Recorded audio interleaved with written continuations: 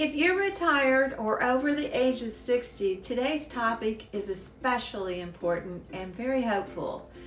Today we're talking about the plasticity, neuroplasticity, and self-talk, and how the words you speak to yourself continue to shape your brain even later in life.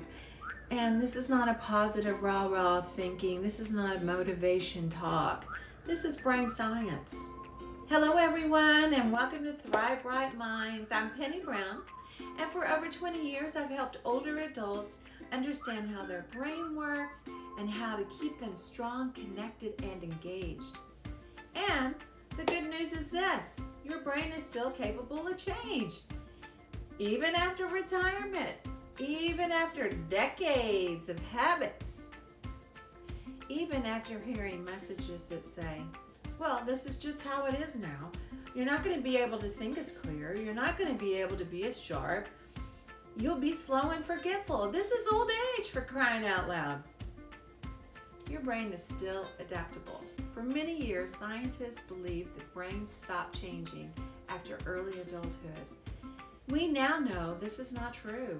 The brain remains adaptable throughout life through a process called neuroplasticity. The brain's ability to form, strengthen, and reorganize neural connections based on repeated use. This means your brain responds to what you practice, what you focus on, and what you say to yourself. Now, this is a remarkable thing. With consistency, measurable changes can begin in just a few days. Your brain did not retire when you did. It's just waiting for you to stimulate it, to challenge it, to make it grow. Let's think about something familiar.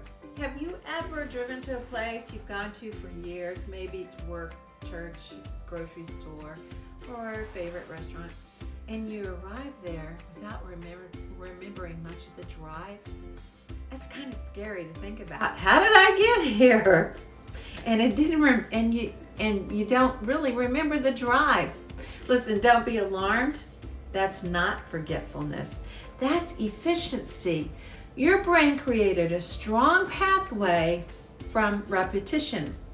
It learned the route so well that it no longer needs conscious attention.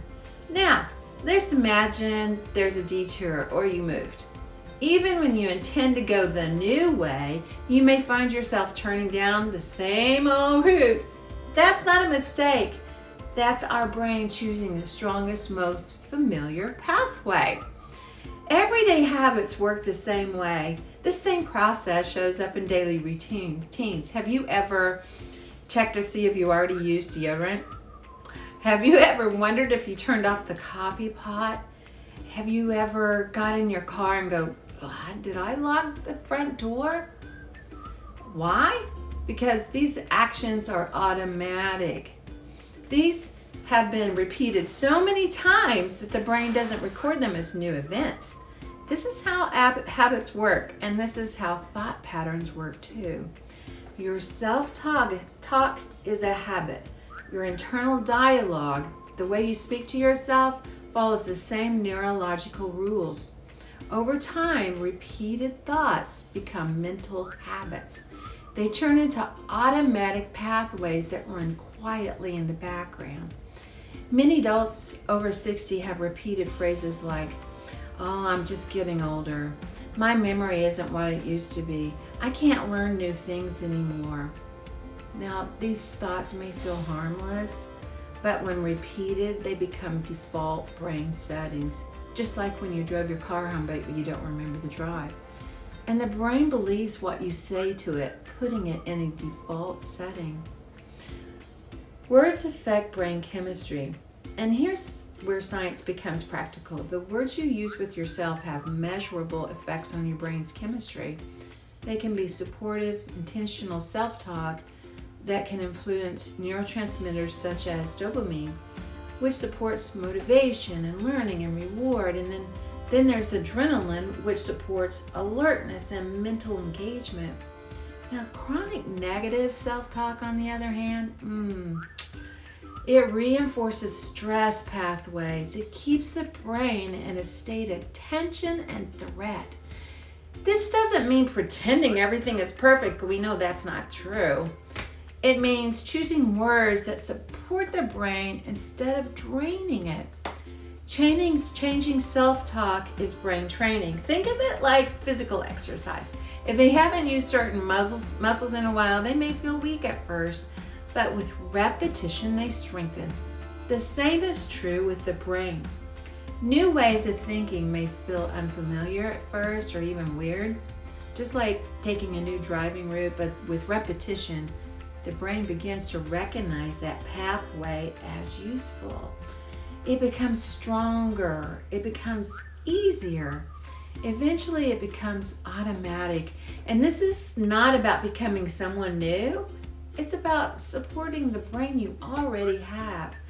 Retirement is a brain transition. For many people, retirement brings changes in your daily structure, social interaction, purpose, routine. The brain notices these shifts, and this is why intentional mental habits matter even more after retirement. Self-talk can either reinforce loss and decline or support adaptability, confidence, and engagement.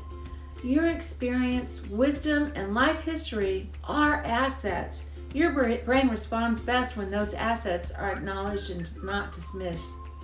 Here's a gentle way to begin reshaping self-talk. When you notice limiting thoughts like these, I'm done with learning anything new. That's too complicated for me. Only the younger crowd works on new electronics. My brain is gone. I hear that one a lot. I hate it. My math skills have disappeared. All right, let's pause and ask, is that a habit or is this a fact? Stop. Make concerted effort to change the way you self-talk. Then try more supportive statements such as, I'm strengthening my brain today. I'm going to keep trying to learn this until I get it. I've done much harder things. I guarantee you have. I'm intelligent. I can do this. I'm still learning things. I will find a way to do this. Remember to use this self-talk, creating brain pathways. So when the old things pop up in your head or you hear yourself say self-defeating things, repeat those supportive statements. These repeated statements will make new neural pathways that will become the new defaults in your mind. Doing this helps your brain to be challenged, giving your brain the chemistries of dopamine and adrenaline, producing more energy, alertness, and focus. Neuroplasticity, which makes your brain stronger, does not stop with age. It responds to attention, intention, and practice. Your brain continues to grow in response to how you treat it. Treat it through curiosity, routine, movement, learning, and the words you speak to yourself. Okay, I want to leave you with this. You're not trying to turn back the time. You are supporting the brain that has supported you for a lifetime. Your brain is just waiting for a challenge. It wants to continue to grow and to be inspired. Thank you for spending this time with me today. And take care of your brain because you know what? It's still listening. All right. Until next time. See ya.